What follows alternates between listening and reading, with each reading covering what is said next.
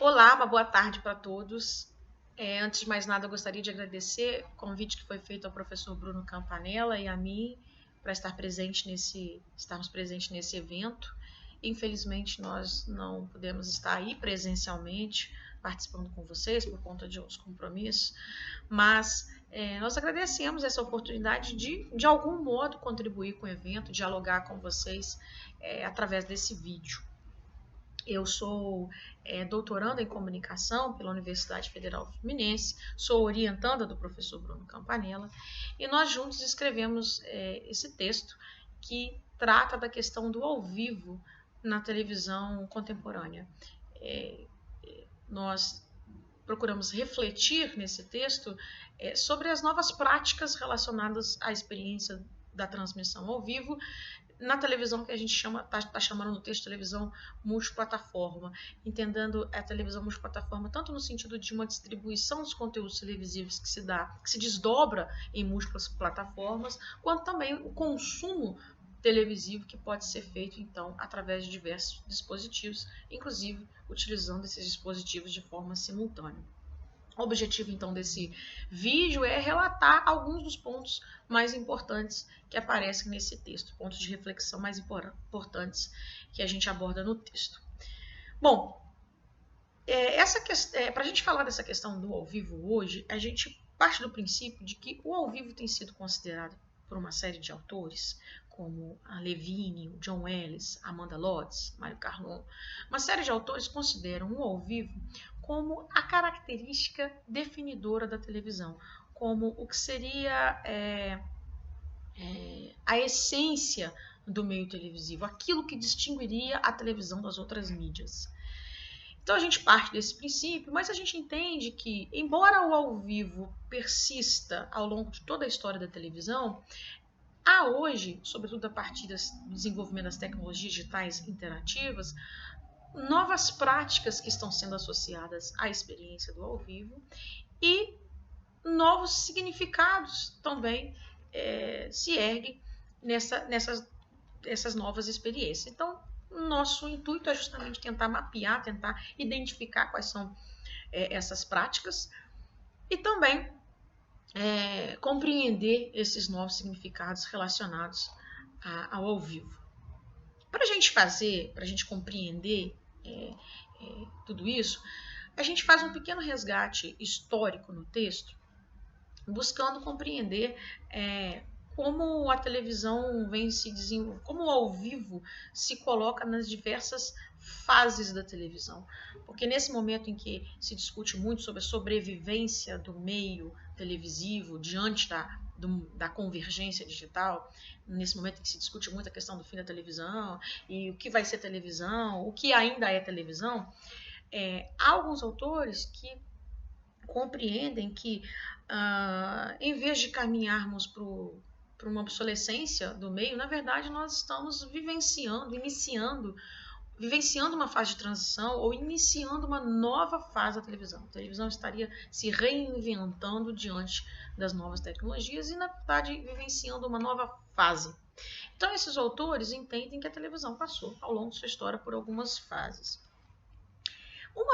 O que seria considerado uma primeira fase da televisão, que John Ellis vai chamar de Era da Escassez, Humberto Eco, Casette Jordan vão chamar de paleotelevisão e Amanda Lotz chama, por exemplo, de Era Rede.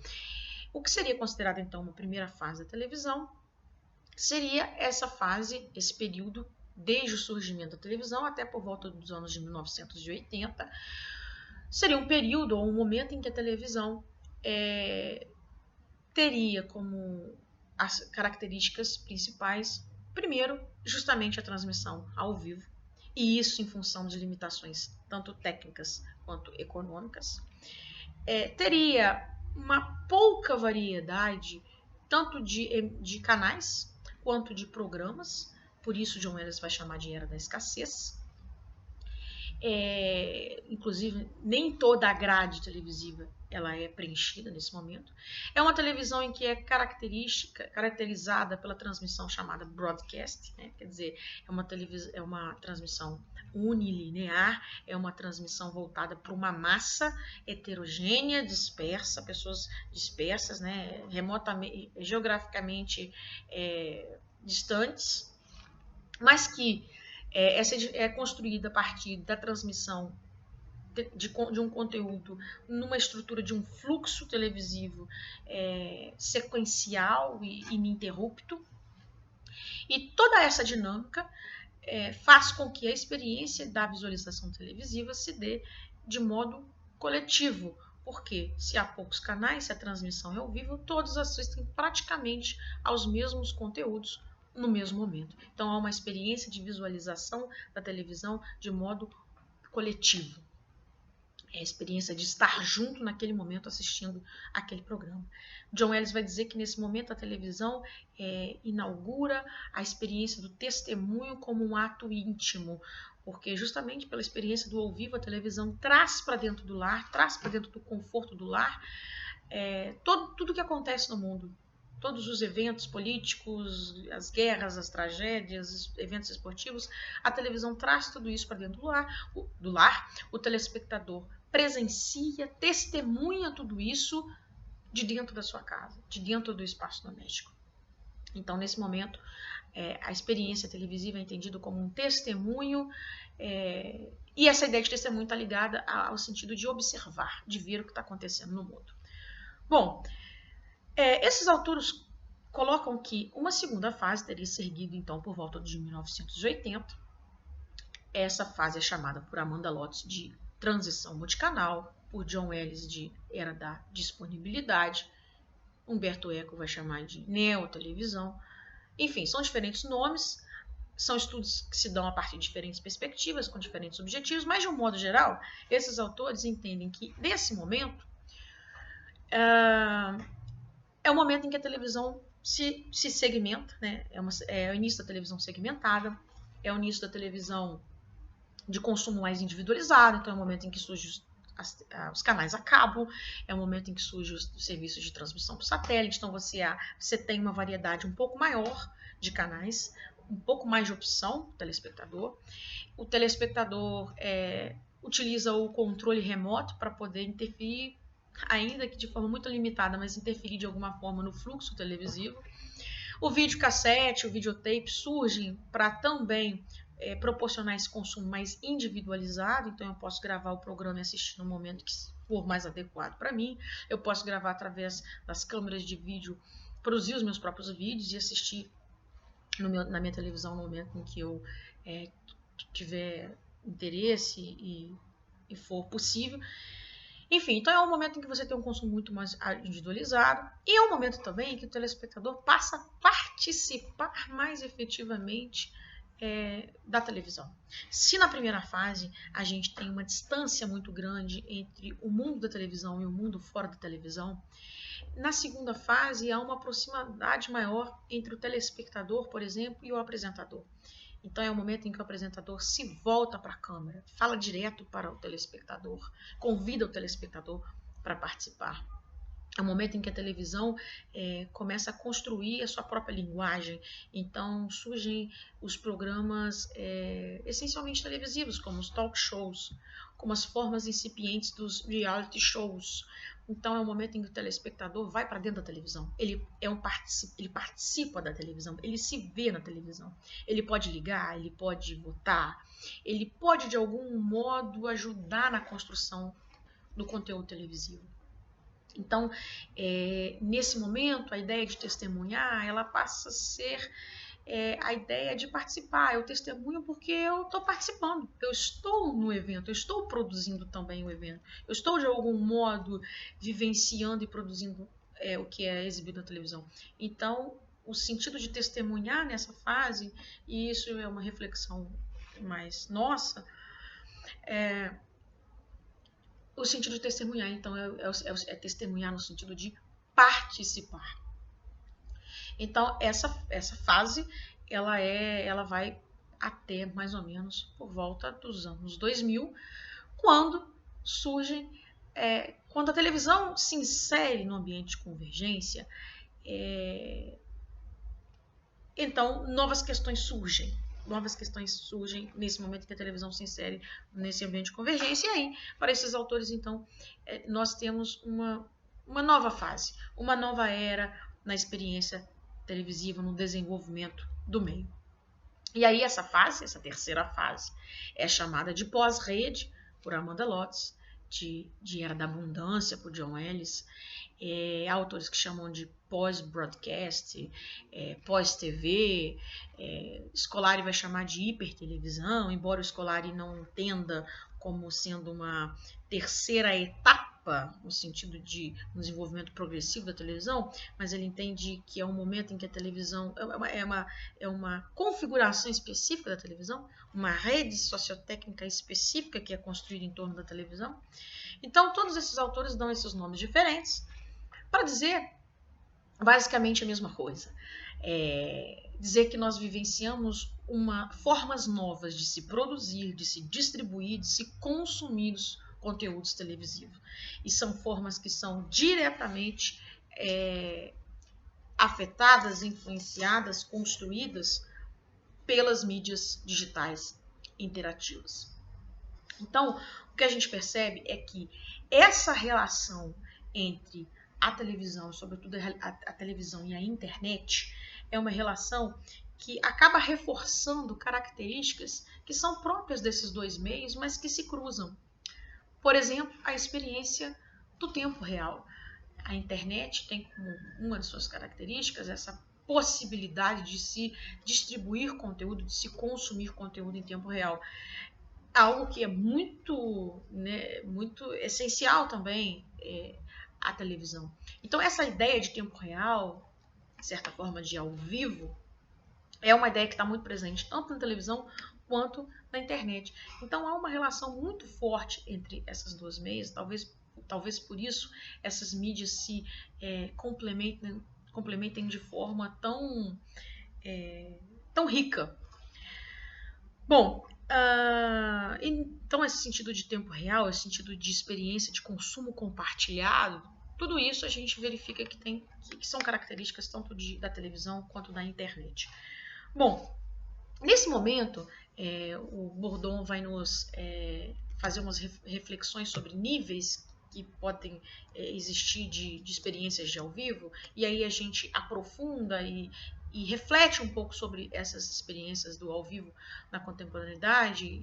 Nós fazemos algumas reflexões sobre isso, e nós, então, propomos que o ao vivo pode ser vivenciado, então, em certos níveis. O primeiro nível seria os programas que são gravados, mas que são transmitidos de forma direta. Então, um exemplo forte que a gente tem é o MasterChef, que, embora seja um programa todo gravado, ele é transmitido, né? Ele é exibido na TV aberta, na Band TV, e ele tem um consumo, no momento em que é exibido, gera uma audiência extremamente importante. O MasterChef é atualmente o programa da televisão brasileira que mais gera audiência nas mídias sociais. A última final dessa temporada, a terceira temporada desse ano, gerou mais de 1.200.000 impressões, que são a quantidade de vezes que os conteúdos relacionados a esse programa foram visualizados. Então, é um exemplo de um programa que, embora seja gravado, ele é consumido dentro da retórica do ao vivo, porque ele gera uma repercussão muito grande nas mídias sociais durante a exibição do programa. Então, esse seria um primeiro nível. O segundo nível que a gente teria seria os programas que são produzidos ao vivo e exibidos ao vivo. Então, alguns outros reality shows, alguns programas de comentário esportivo, são programas que são ao vivo e que são transmitidos ao vivo. O terceiro nível seriam aqueles programas que são ao vivo, produzidos ao vivo, e também se utilizam de conexões que se dão ao vivo. Por exemplo, os telejornais, em que há entrada de repórteres, jornalistas de diferentes locais. Então é um evento que é ao vivo, que está sendo transmitido ao vivo e que conta com conexões ao vivo, que atestaria muito mais, né, a veracidade dos fatos, a realidade. E por último, no quarto nível, a gente teria os programas que são... Os programas não. Nesse quarto nível, a gente teria os vídeos que são produzidos por amadores. Os vídeos que flagram os acontecimentos que não foram programados. Os acontecimentos que são inesperados. Para o Bourdon, esse tipo de vídeo seria o ao vivo mais autêntico.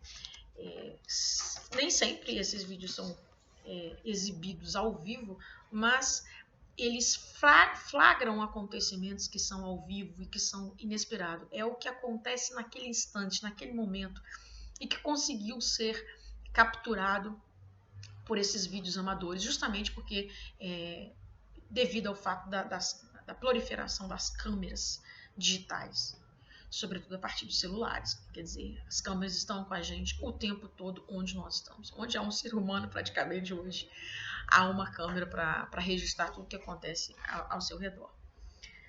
Bom, então, para a gente pensar dentro desses níveis, a gente percebe uma série de práticas que estão relacionadas ao vivo hoje.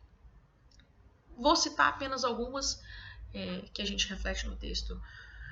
Primeiro, a gente entende então que o ao vivo hoje ele se reconstrói e ele se constrói a partir da associação da mídia com outras, da televisão com outras mídias. Então, talvez uma questão diferente, uma questão mais específica do ao vivo hoje, é que o ao vivo hoje ele não se esgota no aparelho de televisão. Tanto na fase broadcast quanto na fase narrowcast, ou na primeira fase ou na segunda fase da televisão, na era rede ou na era de transição do canal, até então toda a experiência do ao vivo se esgotava no aparelho de televisão. Até o consumo individualizado, segmentado da televisão, se esgotava no aparelho de televisão. E o que a gente tem então hoje de novo, em primeiro lugar, é que o ao vivo se constrói então na televisão a partir da experiência do uso simultâneo de mídias. A televisão se associa a outros dispositivos, por isso nós falamos de uma televisão multiplataforma. A televisão se associa a outros dispositivos e essa experiência do ao vivo é construída na experiência multitela. Eu estou assistindo um programa ao vivo e eu comento com as pessoas sobre o que eu estou assistindo, seja nas redes sociais, seja numa rede mais íntima de familiares ou amigos através do WhatsApp. Eu convido as pessoas a participarem, a assistirem a determinado programa ou a participarem, a comentarem a respeito. Eu envio perguntas para o programa e isso eu preciso fazer a partir de um outro dispositivo, seja um notebook, seja um smartphone. Então, de algum modo, outras telas participam dessa experiência do ao vivo. Então, essa seria uma questão que a gente tem de experiência de nova. A gente tem, por exemplo, a experiência de aplicativos de segunda tela que funcionam oferecendo conteúdos sincronizados ao que está sendo exibido na televisão. Então, necessariamente, eu preciso fazer uso de um outro dispositivo nesse programa. Exemplo do programa Superstar da Rede Globo. É um programa em que a votação se dá exclusivamente pelos aplicativos do programa. Então, necessariamente, se eu quisesse participar do programa, eu precisava ter o aplicativo para votar e participar do programa. Então, a experiência de segunda tela. Outras experiências importantes, a experiência da TV social. Justamente essa prática de se utilizar mídias sociais em tempo real, comentando, seja em grupos ou fóruns de discussões, grupos no Facebook, ou mesmo grupo no WhatsApp, ou no Twitter, que é um diálogo quase monólogo, é quase um monólogo que se constrói, mas às vezes aquelas frases que são ditas quase que aleatoriamente e de forma muito individual, quase silenciosa. Em alguns momentos isso rebate, isso se replica e constrói um diálogo mesmo no Twitter, gera uma repercussão muito grande. Então a TV social ela é um outro fenômeno muito relacionado à questão do ao vivo, embora não seja exclusivo de programas ao vivo. Né, quando eu cito o Masterchef, é justamente para dizer que o Masterchef e o The Voice Brasil são alguns dos programas de maior sucesso de experiência de TV social hoje no Brasil. E o The Voice tem fases que são ao vivo e tem fases gravadas. E o Masterchef é um programa todo gravado. E hoje o Masterchef é considerado um dos programas, como eu disse anteriormente, que mais gera repercussão nas mídias sociais. Então a TV social ela está muito associada, não especificamente ao vivo, mas à experiência de tempo real. A experiência de sincronicidade, de simultaneidade. E outras experiências que surgem, que vão surgindo e que vão fazendo com que o ao vivo, que é uma característica tão essencial da televisão, comece a ser vivenciado em outras tecnologias, em outros dispositivos, em outros meios. Por exemplo, o Netflix agora lançou recentemente a Netflix Party, que é um plugin que você adiciona ao Chrome e esse plugin possibilita que você assista a um vídeo que está disponível no Netflix de modo simultâneo a outra pessoa, junto com outra pessoa, embora essa pessoa esteja em outro local, em outra cidade, em outro país.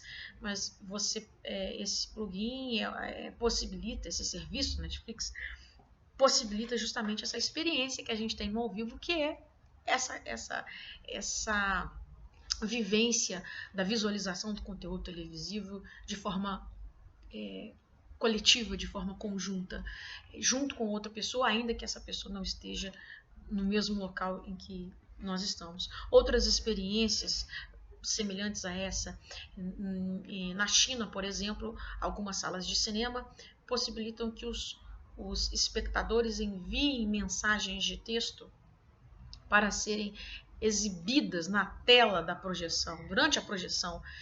E isso faz com que os espectadores que estão na sala de cinema possam comentar então o que está sendo exibido, comentar o filme, deixar suas impressões sobre o filme. E isso gera uma conversação ali dentro. É uma proximidade, isso aproxima muito mais o cinema de uma experiência que é mais própria da televisão, que é essa conversação. Em geral, o cinema era aquele lugar onde a audiência era uma audiência silenciosa e muito individualizada. E essas novas práticas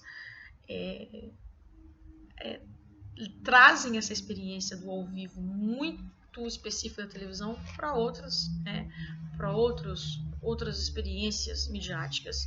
Outras salas de televisão já disponibilizam um Wi-Fi na sala para que as pessoas tenham acesso ao WhatsApp e possam conversar durante a exibição do filme, seja com quem está dentro da sala de cinema ou quem está fora da sala de projeção. Recentemente também, aqui no Brasil, lá fora já havia um pouco mais de tempo, mas recentemente no Brasil também o Facebook lançou a possibilidade de transmissão ao vivo, os vídeos de transmissão ao vivo, e segundo o próprio Facebook, os vídeos que são postados de transmissão ao vivo são 10 vezes mais comentados do que os vídeos postados de forma, sem ser ao vivo, sem ser transmissão ao vivo. Então todas essas mídias estão apostando nessa ideia do tempo real e nessa experiência de simultaneidade da visualização do conteúdo audiovisual, que é uma experiência muito própria da televisão. E tudo isso nos faz perceber que o ao vivo ele continua ainda a ter um sentido muito especial na contemporaneidade, tanto como forma de conectar outras pessoas, como forma de conectar a outras realidades. Mas a gente poderia dizer que a experiência do ao vivo, sobretudo a experiência do testemunho atualmente, é uma experiência muito mais ligada às formas particulares de expressão. Quer dizer, dito de outro modo, se na primeira fase o testemunho era muito ligado à experiência, à ideia de observar, na segunda fase a ideia de testemunho televisivo se dava pela experiência de participar. Hoje a gente poderia dizer que os testemunhos se dá porque a partir da ideia de se posicionar.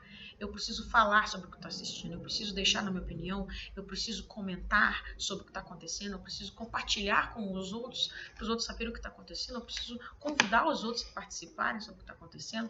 Então, a experiência hoje de testemunho relacionado ao vivo, a gente poderia dizer que se constrói a partir desse posicionamento do telespectador. O telespectador o tempo todo é convidado a participar. Envie poste nas redes sociais com as hashtags, com a hashtag do programa, nós exibimos aqui na tela da televisão. Então, o tempo todo o telespectador é convidado a se posicionar e deseja se posicionar. Bom, então, para encerrar, já concluindo, a gente percebe que se antes o ao vivo era uma experiência que trazia o mundo para dentro de casa, se o ao vivo era uma experiência que trazia os acontecimentos até o telespectador, parece que hoje os telespectadores são trazidos para os eventos, são colocados, inseridos nos eventos a partir de seus posicionamentos, de suas mensagens, de seus comentários. Então, quando um programa replica a hashtag ou exibe a hashtag que algum telespectador colocou na sua rede social, ele insere esse telespectador nesse evento, nesse programa, e essa fala do telespectador passa a fazer parte desse programa, e todos os outros telespectadores irão ver isso, porque está na tela da televisão. Então, se antes a experiência do ao vivo trazia o mundo para os telespectadores, hoje a gente poderia dizer que os telespectadores são trazidos para os acontecimentos. Os telespectadores são trazidos para dentro da televisão. Então, essas são algumas questões que a gente reflete de modo mais aprofundado, mais detalhado no texto. E é importante só a gente salientar que todas essas reflexões que a gente faz, na verdade, elas dizem respeito ao atual estágio de desenvolvimento da televisão. Como a gente está tratando de um tema que está ainda em construção, elas não dão conta, então, essas reflexões de emitir nenhuma fala mais conclusiva sobre esse fenômeno, mas nos dá a possibilidade de retratar esse atual estágio de desenvolvimento da televisão, sobretudo a experiência relacionada ao vivo. Muito obrigada pela atenção de todos, desejo a todos vocês um ótimo evento e um abraço a todos.